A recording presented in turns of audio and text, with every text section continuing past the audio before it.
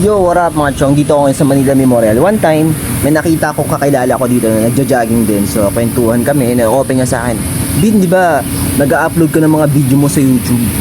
Bakit di mo gawin yung ginagawa ng iba na nag-upload sila ng video sa YouTube na namimigay sila ng mga parapol, ng grocery, ng pera? Tapos ayun, malakas yung ganung channel eh. Magaling yung mga channel, mga namimigay-migay ng mga tulong. Kung ako lang din eh, kung ako lang may channel ako, ganun gagawin ko eh. Hindi ko lang siya sinagot na hindi mo gawin, ikaw nakaisip niyan eh. Nasabi ko lang sa kanya ganito, alam mo kasi Brad, hindi man talaga ako ganun ka-eager na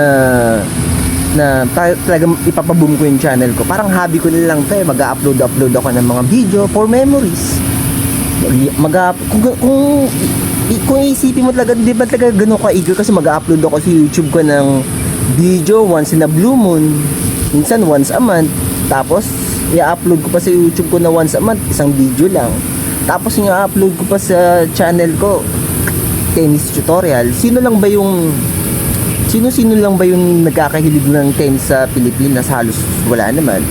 Kung meron man magkahilig ng tennis, syempre pipili naman sila ng favorite nila ng tennis tutorial, talagang ranking talaga, yung gano'n, world class, di ba?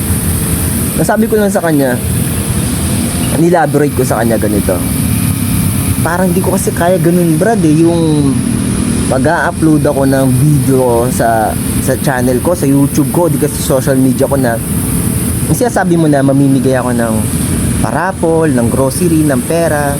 Alam nyo kasi mga chong, yung mga taong wala rin kung ano man sa buhay, kasama naman ako doon. Yung isa sa natitiran lang sa kanila yung dangal, yung kahihiyan, tatanggalin pa ba natin yun sa kanila? So ako, ganun gagawin ko. Bibidyohan ko yung tao, mamimigay ako. Kunyari mapera ako, pero hindi naman. Pero kahit mapera ako, pero hindi ko kaya gawin yun. Bidyohan mo ako Brad, ganun.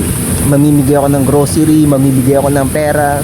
Diba, pagpapaimbabaw yon na ikaw, mabuti kang tao, namimigay ka ng pera, tumutulong ka sa kapwa. Mas maganda kasi eh. Pwede man tayong tumulong na walang pagpapakitang tao. Ayun nga, sabi ko nga sa kanya, ayun lang natitira sa tao, yung karangalan, kahiyan, tatanggalin mo pa ba yun? Na mapopost sa social media. Sabi niya sa akin, di mo marunong ko ba mag-edit? Sabi niya sa akin, marunong ako. Pwede mo naman itiman yung mukha eh. Huwag mo ipakita, para hindi sila mapahiya. Pwede mo naman i-blur. Ganun pa rin yun, di ba? Pagpapaimbabaw pa rin yun, na ikaw, mabuti kang tao, tumutulong ka sa tao, sa pera ka, para suportahan ka, makakuha ka ng simpatsya. Ako, alam nyo kasi mga chong, ako tumatanggap naman ako ng suggestion, ng correction. Kasama sa atin yun para tayo mag-grow, matuto, makakuha ng bagong kaalaman, mag-improve sa buhay, mag-level up. Dapat maging teachable tayo. Kailangan natin maging teachable.